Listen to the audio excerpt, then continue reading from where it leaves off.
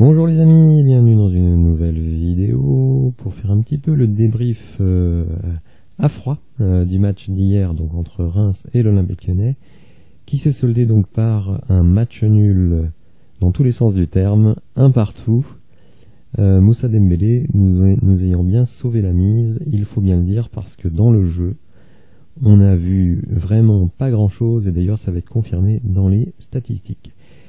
Alors, puisqu'on est dans les stats, petite statistique amusante sur la Ligue 1, puisque vous le voyez à l'écran ici. Parmi les 5 grands championnats, à ce stade, donc après 4 journées de championnat, la Ligue 1 est tout simplement celle où la moyenne de buts est la plus élevée, avec 3,3, devant l'APL, et oui, c'est la revanche de la Farmers League, et très nettement devant la Liga. Et oui, devant le championnat espagnol, on marque 50% de buts en plus en France. Alors, les buts, ça veut pas forcément dire du beau football. J'ai pas vu énormément de matchs ce week-end, mais ceux que j'ai vus n'étaient franchement pas très emballants. Au contraire du week-end dernier, où j'ai vu plutôt des matchs assez sympas. Bon. En tout cas, voilà, on n'a pas à rougir en tout cas en termes de nombre de buts marqués, ce qui est quand même a priori le but principal du football. Puisqu'on est dans les statistiques, eh bien regardons celles de Moussa Dembélé, qui sont extrêmement flatteuses, puisque Moussa Dembélé a trouvé la faille lors de chacun de ses 8 derniers matchs de Ligue 1. Chacun 10 buts au total, la plus longue série depuis quand même pas n'importe qui, Sonny Anderson, 11 matchs entre février et août 2001. Et malgré tout, j'entends encore, ici et là, des gens qui se plaignent de Moussa Dembélé. Parfois j'ai l'impression de vivre dans un monde parallèle, et je redis ce que j'ai dit hier dans ma vidéo, mais que je dis depuis très longtemps, Moussa Dembélé doit être titulaire. Peter Bosz doit ranger au placard son 4-3-3 qui ne fonctionne pas et qui n'a d'ailleurs jamais fonctionné, au moins à l'Olympique Lyonnais, et soit passer en 4-4-2, soit en 4-2-3-1, en décalant la Casette sur un côté ou en numéro 10. Mais Moussa Dembélé, qui est d'une efficacité redoutable, doit être sur le terrain. Hier, le match nul, le point gagné, c'est du 100% Moussa Dembélé. S'il n'entre pas en jeu, c'est fini. On part vers du 0-1, enfin 1-0 pour Reims, catastrophique, et déjà une mini-crise à Lyon. Autre stat qui n'est absolument pas flatteuse pour l'OL et Reims d'ailleurs, parce qu'on va voir, Reims n'a pas des stats extraordinaires pour ce match, mais Optagent, donc le site référence en termes de statistiques foot et puis d'autres sports, nous informe que le match a généré seulement 1,45 expected goals. Donc les expected goals, je le rappelle, c'est la qualité de vos occasions de but. Je donne toujours cet exemple parce qu'on comprend bien. Quand vous tirez un penalty, vous avez 0,76% expected goals, ça veut dire que vous avez 0,76% de chance de marquer. Quand vous prenez un tir à 25 mètres avec un défenseur devant vous, vous avez peut-être 1,010% de chance.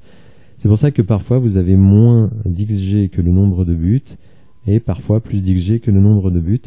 Mais c'est une très bonne info pour la qualité des occasions de but créées. Donc 1,45, c'est tout simplement la plus faible valeur d'expected goal lors d'un même match de Ligue 1 cette saison. Donc après 4 journées, il y a eu 39 matchs, puisqu'on n'a pas joué le match de Lorient. Donc en 39 matchs, on réalise la plus petite valeur d'XG. Et le football offensif, le football attractif promis par Peter Bosz, il est enfermé quelque part. Pour le moment, on n'a toujours pas trouvé la clé. Le problème, c'est que nous, qu'on ne la trouve pas, c'est une chose, mais le problème, vous allez voir, c'est que le coach, lui, ne la trouve pas non plus. Et ça, c'est beaucoup plus embêtant. Ainsi, Peter Bosz nous dit « Je ne suis pas content du tout de notre prestation, on était là pour gagner ce match. » C'est vrai qu'avec Peter Bosz, on est là pour gagner tous les matchs.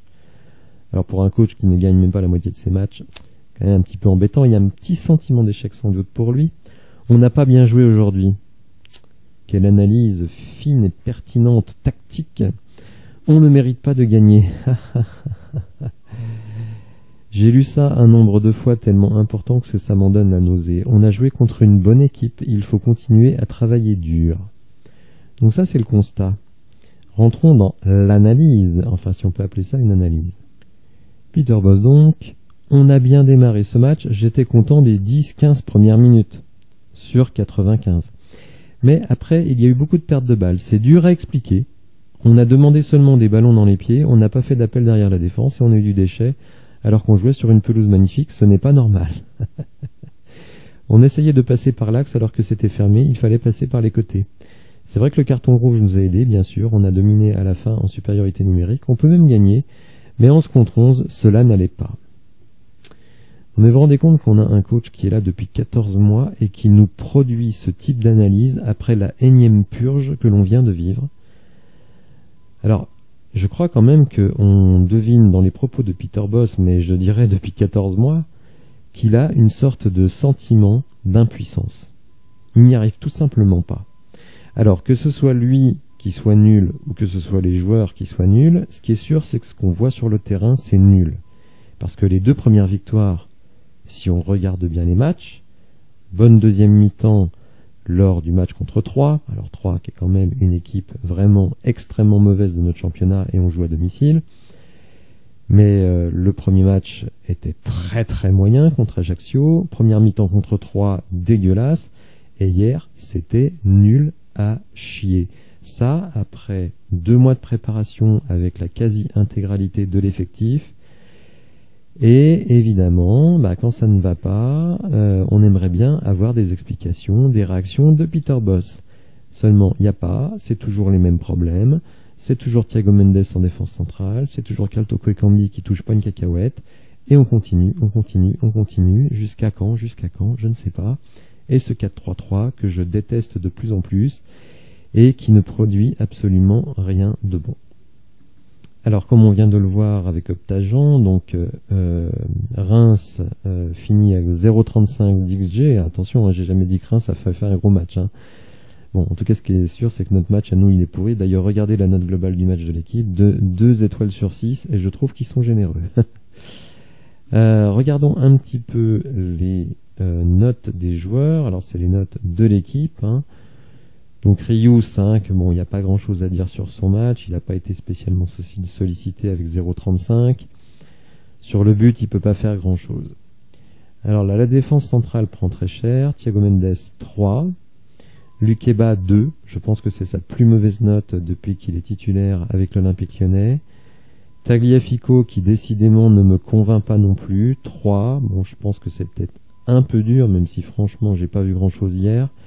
Lukeba 2, c'est quand même dur. Mais bon, il fait pas mal d'erreurs hier. Gusto 6, là aussi. Bon, alors il a été beaucoup plus présent offensivement que Tagliafico, mais franchement, quand vous voyez notre aile gauche, Tolisso qui est encore très très loin de son vrai niveau physique, Tagliafico qui me semble-t-il a un petit moteur, et Kaltoko Ekambi, dont vous voyez la note ici, j'y reviendrai juste après. Le Penant 5, alors je trouve un peu dur de mettre 5 à Le Penant et 6 à Gusto, parce que vraiment, s'il y en a un qui a dû combler les trous avec 2 charrettes comme Jeffrey Adelaide et Tolisso devant lui, c'est bien Le Penant, le pauvre. Il n'était pas sûr de jouer en arrivant à Lyon. En un mois, il a sans doute dû fournir davantage d'efforts physiques que dans toute une année à Caen. 3 pour Jeffrey Adelaide. Alors franchement, je vois pas trop ce qui permet de mettre 3 à Ren Adelaide et 2 à Toko Ekambi. Franchement, je vois pas de différence entre les deux parce qu'il n'a absolument rien fait. Il est même sorti à la mi-temps et comme je l'ai dit hier, comment peut-on, alors qu'on a des problèmes de création en première mi-temps, je crois qu'à la mi-temps, on est à 0,17 XG. Donc comment vous remplacez Jeffrey Adelaide alors que vous avez Romain Fèvre sur le banc, vous remplacez Jeffrey Adelaide par Cacré. Si vous mettez Cacré à la place de Tolisso et Romain Fèvre à la place de Jeffrey Adelaide, je comprends. Là, vous ne remplacez pas tout de suite à la mi-temps Tolisso qui visiblement n'est pas dans un grand jour et Ren Adelaide qui fait rien. Fatalement, le début de deuxième mi-temps, il est aussi dégueulasse et c'est vraiment l'expulsion qui nous permet de prendre le dessus sur Reims, ce qui franchement n'est pas très glorieux. TT 4, c'est sûr qu'il n'a pas fait un grand match, mais qu'est-ce que vous voulez qu'il fasse avec ce trio-là? Ren Adelaide qui ne dédouble pas, qui a peur de jouer, qui est encore sur la retenue. Karl Toko Ekambi, je rappelle ses notes lors des 2 premiers matchs, 3, 3 et aujourd'hui 2. Alors je sais pas où il va s'arrêter, peut-être qu'il y a des notes négatives, -1, -2, -5, j'en sais rien. Mais Karl Toko Ekambi, il est calamiteux depuis plus de 2 mois. Jamais mis en concurrence. Alors faut dire derrière lui, il y a le jeune Barcola, c'est peut-être un petit peu léger, mais peut-être on peut essayer, vu qu'il est aussi adroit des 2 pieds, notre ami Ryan Cherki, qui, alors certes, a énormément de déchets, mais qui au moins provoque des choses. Karl Toko Ekambi, il ne fait rien du tout, en tout cas rien de bien. Alexandre Lacazette, pas un grand match pour Alexandre Lacazette, mais en même temps très très peu servi, très très peu servi. Ce que j'apprécie malgré tout, malgré son mauvais match, c'est que en termes d'investissement personnel, il est toujours présent. Et Peter Bosz qui prend un 4 assez généreux, je trouve.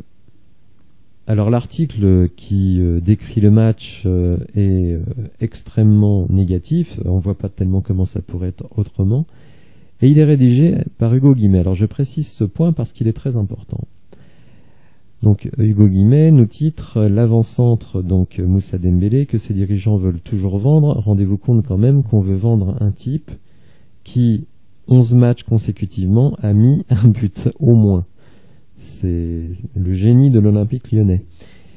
Donc, qui veulent toujours vendre cet été et qui était remplaçant, a marqué et sauvé l'OL d'un OL catastrophique d'une défaite qui lui tendait les bras.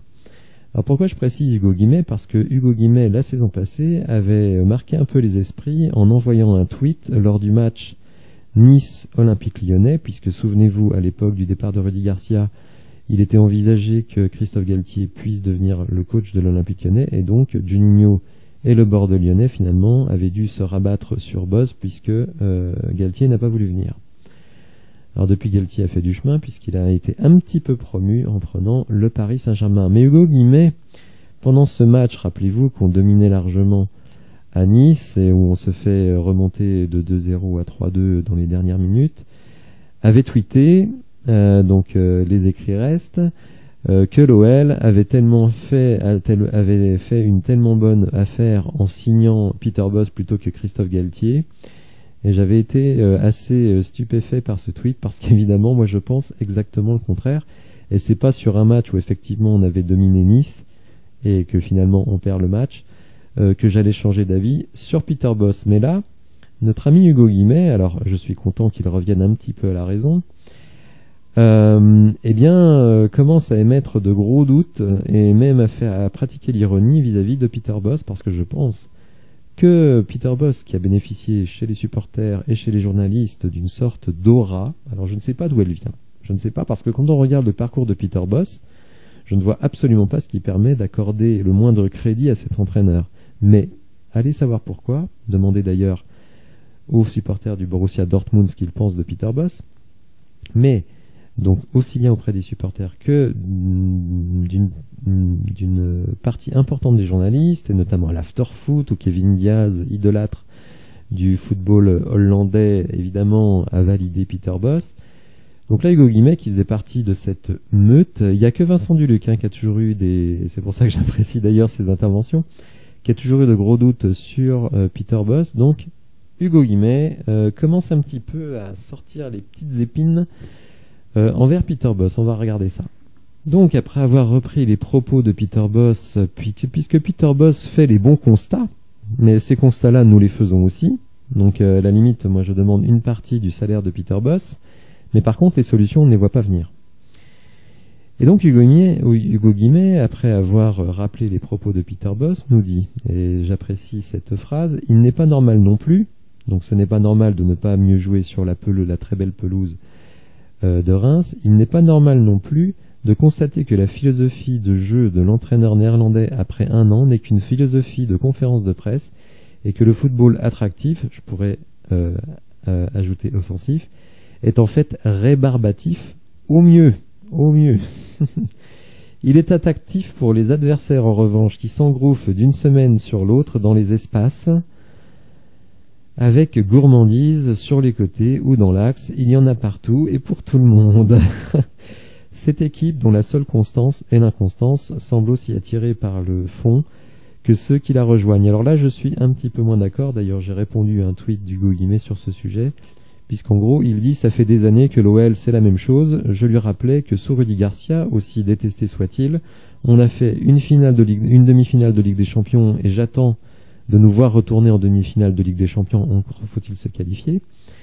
Qu'on a fait une finale de Coupe de la Ligue, ça tout le monde a tendance à l'oublier, perdu au pénalty contre le PSG, et que à la mi-saison, on était premier du championnat il y a 2 ans, et qu'on finit à 1 point du podium, certes en s'écroulant sur les 2-3 derniers matchs, et notamment le match face à Nice, où en gagnant, alors qu'on menait à la mi-temps, on aurait pu être sur le podium et donc à nouveau retourner en Ligue des Champions. Donc quand on dit à l'OL c'est pareil depuis des années, non, je suis désolé, sous Rudy Garcia, et je sais qu'il est haï, je sais qu'il y a beaucoup de gens aussi qui suivent ma chaîne qui n'apprécient pas Rudy Garcia, eh bien je suis désolé, sur les 5 dernières années, le jeu le plus sérieux, le plus combatif, le plus conquérant qu'on a eu, c'était sous Rudy Garcia, et certainement pas sous Peter Bosz, certainement pas sous Silvino, et certainement pas sur la fin de la période Genesio. Donc il faut aussi dire la vérité et ne pas généraliser aussi facilement.